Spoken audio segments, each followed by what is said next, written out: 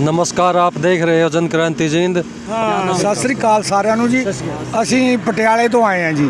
ਅਸੀਂ ਕਿਸਾਨ ਆ। ਅਸੀਂ ਘੁੰਮਣ ਨਗਰ ਸਰਹੰਦ ਰੋਡ ਪਟਿਆਲੇ ਤੋਂ ਗੁਰਦੁਆਰਾ ਗੁਰਪ੍ਰਸਾਦ ਘੁੰਮਣ ਨਗਰ ਦੀ ਸੰਗਤ ਦੇ ਸਹਿਯੋਗ ਨਾਲ ਅਸੀਂ ਹਰ ਮਹੀਨੇ 10 ਕੁਆਂਟਲ ਦੁੱਧ ਦੀ ਸੇਵਾ ਲੈ ਕੇ ਆਉਂਦੇ ਹਾਂ ਜੀ। ਅਸੀਂ ਹਰ ਮਹੀਨੇ ਗੁਰਦੁਆਰਾ ਸਾਧ ਸੰਗਤ ਬਾਕੀ ਸੰਗਤ ਦੇ ਸਹਿਯੋਗ ਨਾਲ ਗੁਰੂ ਘਰ ਸਰਹੰਦ ਰੋਡ ਤੇ ਪੈਂਦਾ ਹੈ ਜੀ ਘੁੰਮਣ ਨਗਰ। ਅਸੀਂ ਪਟਿਆਲੇ ਤੋਂ ਹਰ ਮਹੀਨੇ ਲੈ ਕੇ ਆਉਂਦੇ ਹਾਂ ਜੀ।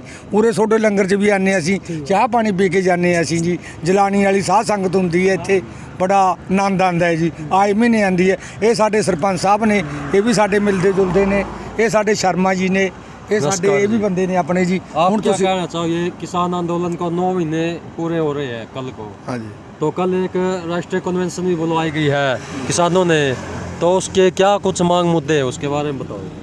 किसान ये चाहता है कि उसकी बात को माना जाए। 9 महीने से वो लगातार परेशान हो रहा है और इसकी परेशानी आज की नहीं, पहले से ही परेशानी चली, लंबी परेशानी चली आ रही है। हमारी तो ज़बान छोटी पड़ती, जितनी तकलीफ़ इस वक्त ज़मींदार झेल रहा है, ज़मींदार जितनी तकलीफ़ झेल रहा है ना, वो हमारी ज़बान छोटी पड़ती है। ये ज़बान उतना कह नहीं सकती जितनी इस वक्त तो तकलीफ़ भोग रहे हैं। हम चाहते हैं कि सरकार को कुछ ना कुछ परमात्मा समत बख्शे और इसको शर्म आनी चाहिए और इनका मसला हल करना चाहिए। हमारा कहना ये है।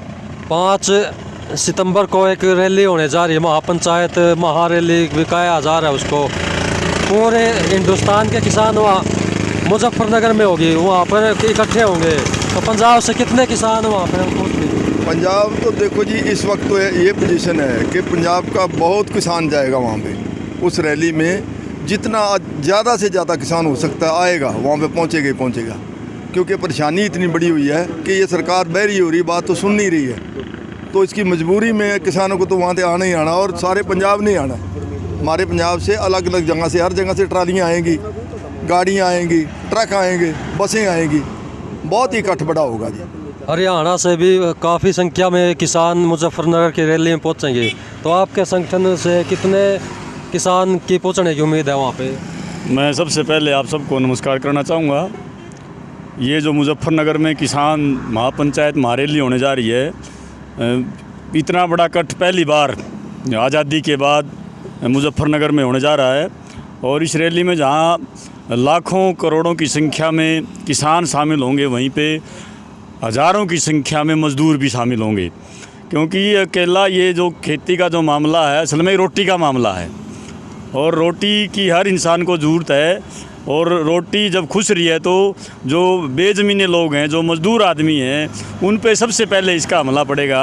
तो इस आंदोलन में मज़दूर भी शामिल है और रैली में भी बड़ी संख्या में मज़दूर शामिल होगा। असल में रैली करने का जो मकसद है, मोर्चा के नेताओं का जो संकेत उन्होंने दिया है, असल में यूपी में 2022 में चुनाव होने जा रहे हैं और यूपी हिंदुस्तान का एक बड़ा राज्य है और वो देश की राजनीति में एक बड़ा अहम रोल उसका रहता है। और वहाँ पे यूपी में अभी भी मोदी की और बीजेपी की सरकार है, योगी के नेतृत्व में मुख्यमंत्री हैं वहाँ पे। और हम मोदी की सरकार को, बीजेपी को, वो जो वोट है, हम वोट की चोट देना चाहते हैं। उस नज़र से हमने ये रैली वहाँ रखी है और आने वाला जो चुनाव होगा उसमें इस रैली का बहुत बड़ा रोल होगा। और हम बीजेपी की जो सरकार है वहाँ उसको उखाड़ फेंकने में वहाँ हमें सफलता मिलेगी। इसके लिए ये रैली वहाँ की जा रही है। और जहाँ सरकार से भगाने का सवाल है, वहीं पे जो ये सवाल हैं, चाहे वो खेती को बचाने के सवाल हैं, चाहे मज़दूरों को गुलाम बनाने के जो सवाल हैं, जब तक वो सवाल, वो जो कानून सरकार लेके आई है, वो जब तक रद्द नहीं होंगे, चाहे वो यूपी के चुनाव के बाद भी अगर सरकार का यही रवैया रहा, तो उसके बाद और ज़्यादा बड़े आंदोलन यहाँ होंगे और ज़्यादा संख्या में किसान और मज़दूर बड़ी संख्या में आंदोलन में शामिल होंगे।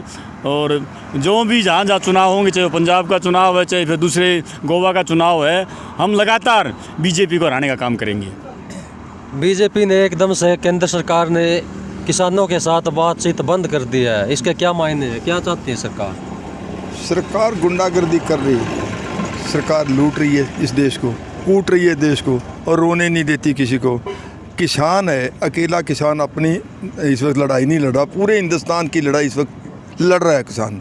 और ये चाहती है, भाजपा ये चाहती है कि इस किसान को किसी तरीके से खुदेड़ दिया जाए, उसकी कोशिश ये है।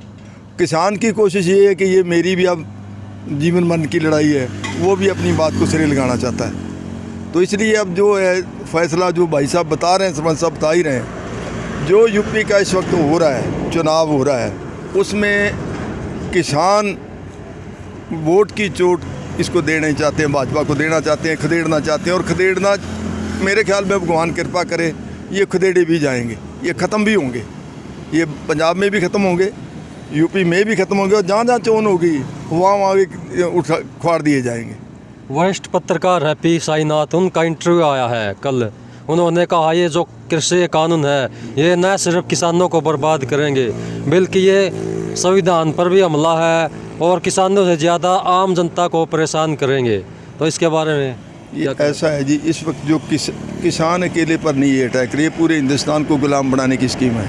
ये रोड बन रही है ना, ये सब कुछ इसलिए हो रहा है, अडानी के लिए हो रहा है, सरमाएदारी के लिए हो रहा है, किसान के लिए, मजदूर के लिए, हिंदुस्तान के अवाम के लिए कुछ नहीं यहाँ हो रहा। ये तो हिंदुस्तान को लूटने की चाल है, और ऐसी गलत सरकार हमारे से बन गई सब लोगों से मिलकर। ये गलती हमको लंबे समय तक भुगतनी पड़ेगी। आज अगर किसान को देखें ना, किसान के हालात देखें या लोगों के हालात देखें, तो कहाँ पे कोई शांत है? हर जगह पे किसान, मजदूर, आवाम परेशान हो रहा है। तो उसकी वजह से इस वक्त जो यूपी में इकट्ठ हो रहा है, तो उसकी वजह यही है ना, बहुत बड़ी हमारे जाने की, वहाँ पंजाब या आवाम के आने की, हिंदुस्तान के सभी लोगों के आने के कारण यही है ना कि हम इसको वहाँ से उखाड़ना चाहते हैं। ये थे किसान नेता और हरियाणा के मजदूर नेता, इन्होंने से बातचीत की हमने।